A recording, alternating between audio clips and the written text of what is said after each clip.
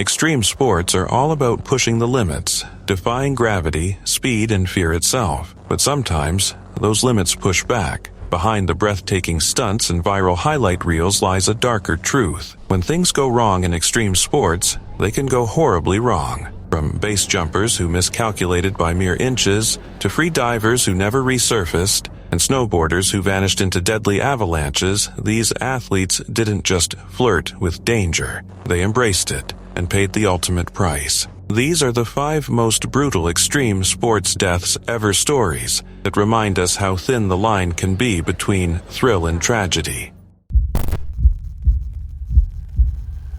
It was a cold January day in 2012 at Park City, Utah, when Canadian freeskiing pioneer Sarah Burke suffered a crash that would send shockwaves through the world of extreme sports. The morning had begun like any other. Athletes warming up on pristine slopes, cameras rolling, and the excitement of trying new tricks in a sport defined by risk. Sarah, one of the brightest stars of her generation, attempted a trick that had become part of her signature repertoire. At first, it didn't appear catastrophic. Witnesses saw her land the maneuver but strike the snow hard with her head. The crowd didn't panic after all. Falls were part of the sport. But then, in the span of seconds, everything changed. Her body collapsed, and she went into cardiac arrest right on the snow. The scene that unfolded was terrifying. Medics rushed to her side, trying desperately to stabilize her before rushing her to the hospital. Sarah was placed in a medically induced coma, and the extreme sports community held its collective breath. 9 days later, the unthinkable happened.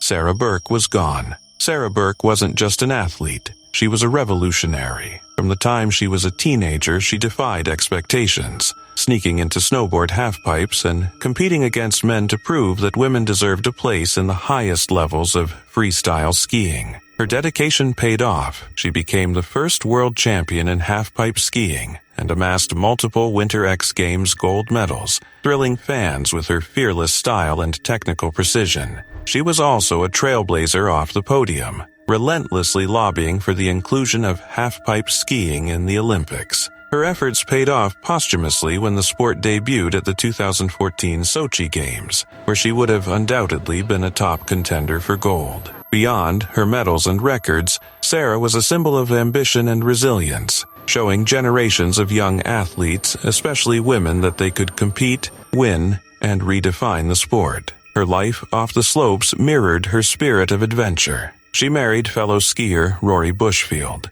creating a life rooted in the mountains they both loved. Friends and family described her as compassionate, determined, and endlessly generous. That generosity extended even beyond her life. After the crash, Sarah's organs were donated, leaving behind a legacy of giving that saved multiple lives. The tragedy also exposed the stark realities of extreme sports. The accident occurred at an unsanctioned, sponsor-hosted event, leaving Sarah without national insurance coverage. The medical costs were astronomical, and her family and agent had to scramble to cover the bills, a sobering reminder that behind the glamour of competition, extreme athletes often risk their health and financial security for the thrill of the sport. It highlighted a dangerous paradox. The very events that push sports to the cutting edge often do so without safety nets for the athletes who risk everything to participate. Yet, even in death, Sarah Burke's influence endured. Her ashes were scattered over the mountains during the very Olympics she had fought so hard to bring her sport to,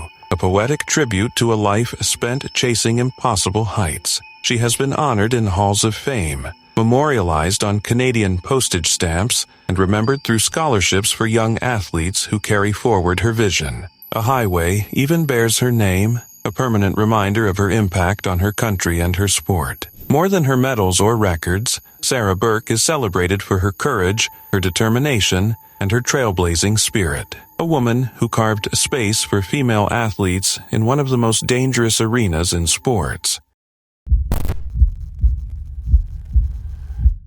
He was just 18. For most people that age, life is only beginning, full of dreams, choices, and endless possibilities. But for Maxim Triet, a rising star in Vietnamese gymnastics, that future was stolen in an instant. What should have been an ordinary training day turned into a nightmare. Triet attempted a backflip, not the first, not the last, or so everyone thought. But as he launched into the air, rotating with the precision he had practiced countless times, something went terribly wrong. He landed directly on his head. The impact was catastrophic. His arms and legs went limp. Triet was paralyzed from the neck down and rushed to Hanoi's E Hospital. Emergency surgery followed, and he was later transferred to Bach Mai Hospital to begin a long, grueling fight for survival. He couldn't move. He couldn't breathe on his own. And yet, despite everything, his spirit remained unbroken. "I really appreciate life.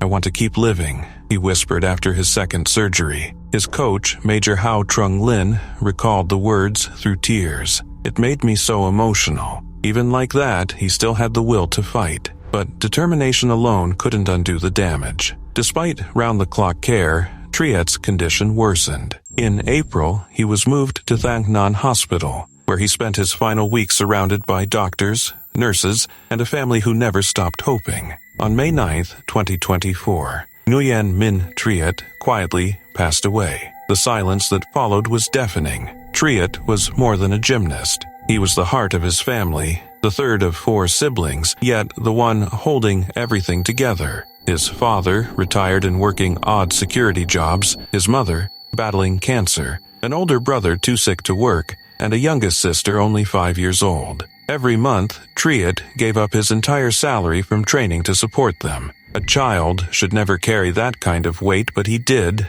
silently, selflessly. His coaches remembered him as relentless, training harder than anyone else, not for fame, but for the dream of representing Vietnam on the world stage. He began gymnastics at 7 and had joined the national youth team by age 12. By 15, he had swept national titles across multiple age categories. And in 2022, he even won a bronze medal for the Army team at Vietnam's 9th National Sports Festival. He had plans, big plans, to age out of the youth ranks, earn a spot on the senior national team, and step onto the world stage. He was also weeks away from graduating high school. All of that ended in a foam pit, the very safety measure meant to protect him. On November 10th, 2023, at Hanoi's National Sports Training Center, Triet attempted 2 backflips, but instead of a safe landing, his neck gave way under the miscalculated landing. It should have been safe. Everyone thought it would be. But gymnastics doesn't always forgive. In the months that followed,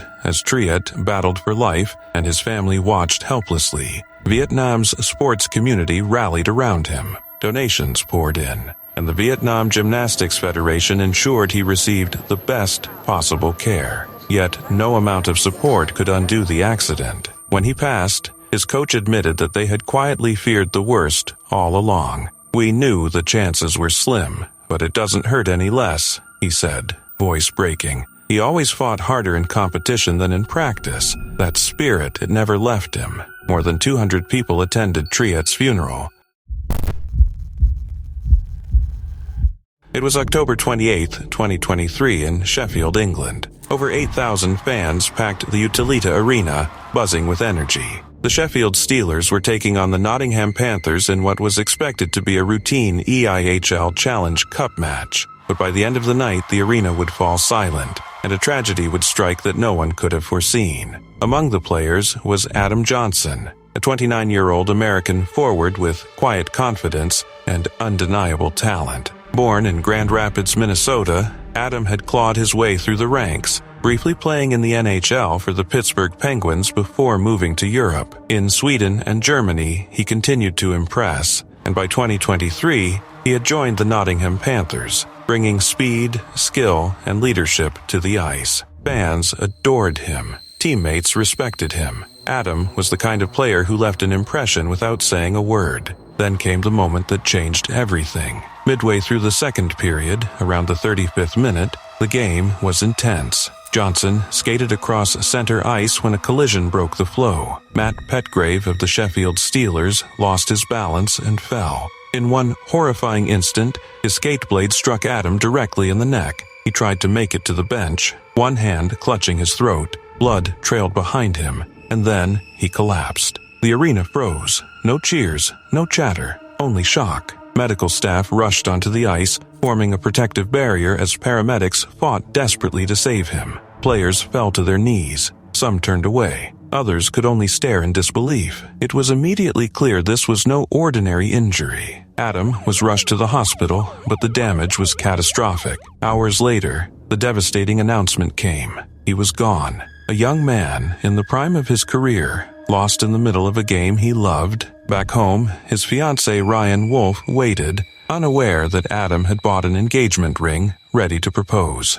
He never got the chance. The game was canceled. So were others that weekend. Tributes poured in from around the world, from NHL stars to local fans. Outside Nottingham Arena, mourners left flowers, jerseys, and heartfelt messages. Teammates wore black armbands. Arenas held moments of silence. But grief soon gave way to hard questions. Why weren't neck guards mandatory? Could this accident have been prevented? The English Ice Hockey Association acted quickly, mandating neck protection for all its leagues starting in 2024. It wouldn't bring Adam back, but it could save lives. Sheffield's senior coroner, Tanika Roden, warned that unless changes were made, it could happen again, urging all leagues to act. The EIHL, however, didn't follow immediately. Neck guards were strongly encouraged, but still not required. For many, that wasn't enough. Then came a development that shocked the hockey world. Matt Petgrave, the player whose skate caused the injury, was arrested on suspicion of manslaughter. Most saw it as a tragic accident, and Petgrave expressed deep sorrow, saying he had no control over what happened. He was released on bail, and a crowdfunding campaign for his legal defense raising nearly $10,000 sparked heated debate online. As investigations continued, hockey leagues worldwide began to respond. In Canada, neck guards became mandatory. Some NHL players like Anze Kopitar and Tyler Bertuzzi voluntarily started wearing them. The culture was shifting, but it came at an unbearable cost. The life of a man whose passion for the game had ended far too soon. It was meant to be a day of love and adventure. On July 18, 2021, 25-year-old lawyer Yesenia Morales Gomez stood at the edge of the Amagay Viaduct in northern Colombia, hand in hand with her boyfriend. The couple had driven from Medellin, excited for a first-time bungee jump. The sun blazed over the valley. Jagged hills stretched across the horizon, and Yesenia's nervous smile reflected the thrill only a leap into the void could bring. But within seconds, that excitement turned to horror. The Amagay Viaduct rises nearly 150 feet above the valley floor and had become a hotspot for thrill seekers. That day, dozens had already jumped, cheered on by the growing crowd. Yesenia and her boyfriend were numbers 90 and 91. For many, it was a highlight of their holiday. For Yesenia, it was supposed to be the same, until miscommunication made tragedy inevitable. Witnesses say it happened in a heartbeat.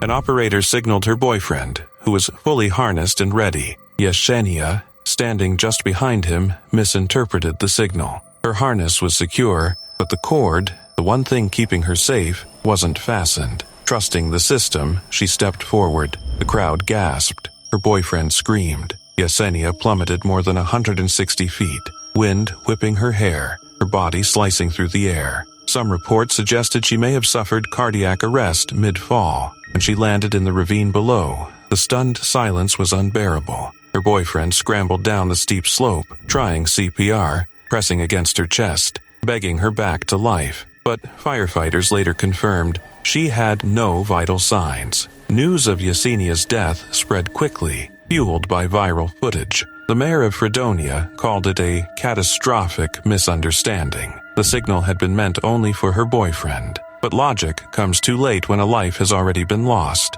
Her family was devastated. Her brother Andres said through tears, "My sister was full of life, happiness, and a spirit that loved her friends and wanted to help people. She had dreams, plans, and an entrepreneurial spirit." Yesenia was more than a statistic. She was a daughter, a sister, a vibrant young woman whose future vanished in seconds. Sky bungee jumping denied confusion played a role, claiming only one person could ever be ready to jump at a time. But questions lingered. Were operators licensed? Were safety standards enforced? Reports suggested some companies were unlicensed, and oversight of Colombia's adventure tourism industry was dangerously thin. For those who witnessed it, the horror is unforgettable. One moment, Yesenia stood alive, her life ahead of her. The next, she was gone not because of recklessness, but because a single miscommunication turned a day of adventure into a permanent nightmare.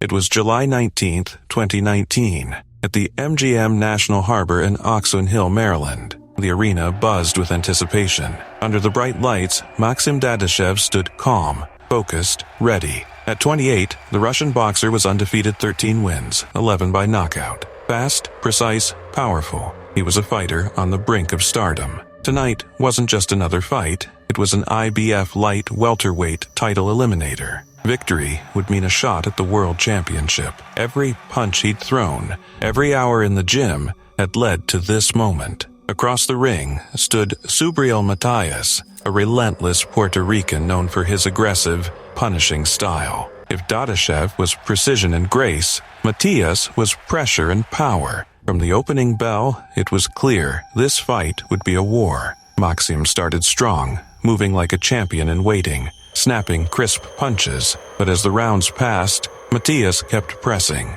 absorbing shots while dealing heavy blows in return. By the 5th and 6th rounds, the damage began to show. Maxim's movement slowed, his timing faltered, hesitation creeping in. By the 10th, his legs wobbled. By the 11th, his eyes seemed distant. In his corner, veteran trainer Buddy McGirt saw the truth no one else wanted to face. Maxim had taken too many clean hits. Leaning close, he whispered, "Max, you're taking too much. Let me stop it." Maxim shook his head. He didn't want it to end like this, not when the championship was within reach. "Please," McGirt urged, voice cracking. "Let me do this." Still, Maxim resisted. Finally, McGirt turned to the referee and waved it off. The fight was over, but the worst wasn't over. Dadashev tried to walk to his corner. A few shaky steps, then he stumbled, collapsed in the corridor, unconscious and vomiting. Panic swept the team. Medical staff rushed him onto a stretcher. What had seemed like exhaustion was something far worse. At the University of Maryland's Prince George's Hospital Center, doctors discovered massive brain bleeding. Emergency surgery was performed, part of his skull removed to relieve pressure. He was placed in a medically induced coma. Hope remained, but it wasn't enough. 4 days later, on July 23rd, Maxim Dadashev was gone. The dream ended, not with a title, not with celebration, but with grief. His wife, Elizaveta, was left to explain to their 2-year-old son why his father wouldn't come home. She called Maxim a kind soul, a true fighter, and promised their son would grow to be just as strong. The boxing world recoiled. Promoter Bob Arum described him as a terrific young man. Fellow fighters, fans, trainers, all mourned the brutal cost of one night in the ring. Buddy McGirt had tried to save him, making the right call just seconds too late. "It just takes one punch," he said quietly. "That's all it takes." Even Subriel Matias, the man who technically won the match, didn't feel like a victor.